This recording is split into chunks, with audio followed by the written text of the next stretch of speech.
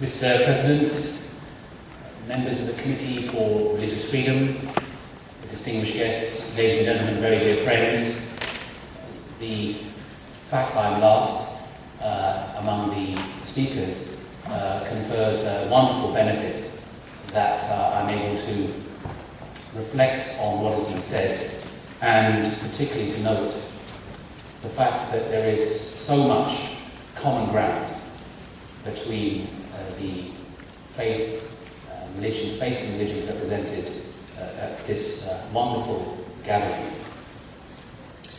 Some 130 years ago, a venerable figure exiled in an outpost of the Ottoman Empire articulated a vision that will surely inspire this gathering today. Addressing one of his followers, Baha'u'llah, founder of the Baha'i faith, penned these words: "Our hope is that the world's religious leaders and rulers thereof will unitedly arise for the reformation of this age and the rehabilitation of its fortunes. Let them, after meditating on its needs, take counsel together and through anxious and full deliberation administer to a diseased and sorely afflicted world the remedy it requireth." And what is very thrilling is to see in this meeting, in this gathering, the realization, one of many realizations of this hope expressed by Baha'u'llah. It is clear to all of us that our world is undergoing far-reaching and rapid changes, drawing humanity ever closer together, compelling the peoples of the world to regard themselves as citizens of one common homeland. Cultures and peoples that for most of history have lived in isolation from one another are now interacting face-to-face on a daily basis, exciting a search for meaning and purpose that cannot be evaded. From the rejection of deeply ingrained racial prejudices and habits and attitudes that have fostered division and conflict and hatred amongst peoples and nations, to the dawning consciousness of world citizenship, from heightened environmental awareness to collaborative efforts in the promotion of public health, from the concern for human rights to the systematic pursuit of universal education, and ultimately in the way in which, in the transformation in the way in which humanity has come to plan for its collective future. It is clear that a process of unification has changed and is changing the experience of humanity forever, and is a real source of hope for the Baha'i community, that this age-old dream of peace and prosperity and lasting justice for all peoples, a dream and a vision that has been held out by the seers, poets and prophets of old, is now within reach of humanity. However, we also need to acknowledge that the tremendous strides that have taken place in our world, the positive strides forward, the social progress and the great wisdom and understanding that have emerged, have not kept pace with material advances. And so that our global village, if you like, is not always a happy place. We also live in an age of moral crisis and social disintegration.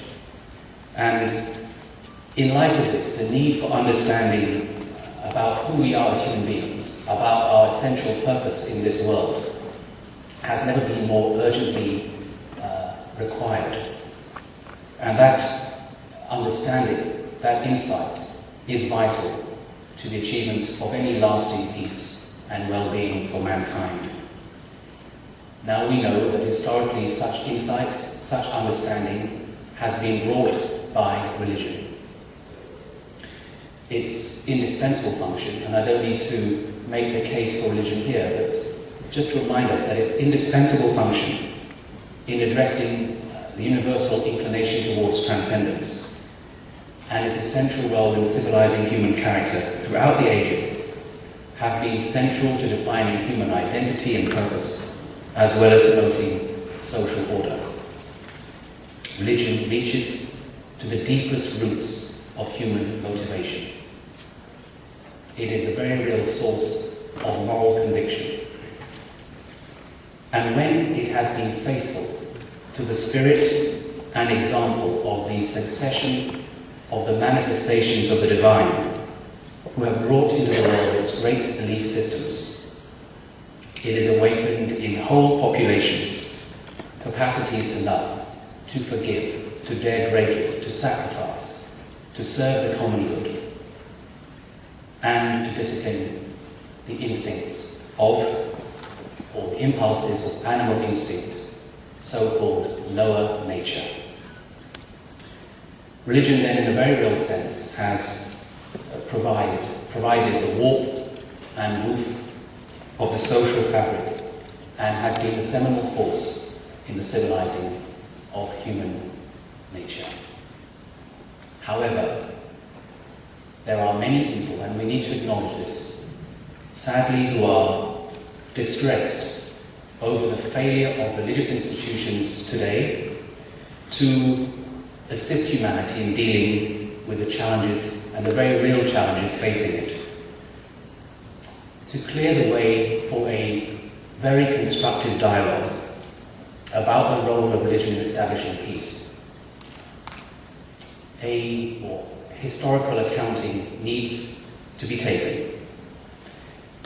That religion has been unfortunately responsible, or the people of religion, I should say, have been responsible for injustice and suffering, often on an immense scale, that cannot be denied. Much darkness and confusion can be attributed to those who have appropriated the symbols and instruments of religion for their own selfish purposes. Fanaticism and conflict poison the wells of tolerance and unity and represent corrupt expressions of true religious values. To this accounting must be added a betrayal of the life of the mind, which more than any other factor has robbed religion of the capacity it inherently possesses to play a decisive role in the shaping of world affairs. Locked, unfortunately, into preoccupation with agendas that disperse and vitiate human energies, religious institutions have too often been the chief agents in discouraging exploration of reality and the exercise of those intellectual faculties that distinguish humankind. Denunciations of materialism and terrorism are of no real assistance in coping with the contemporary moral crisis if they do not begin by addressing candidly the failure of responsibility that has left believing masses exposed and vulnerable to those influences.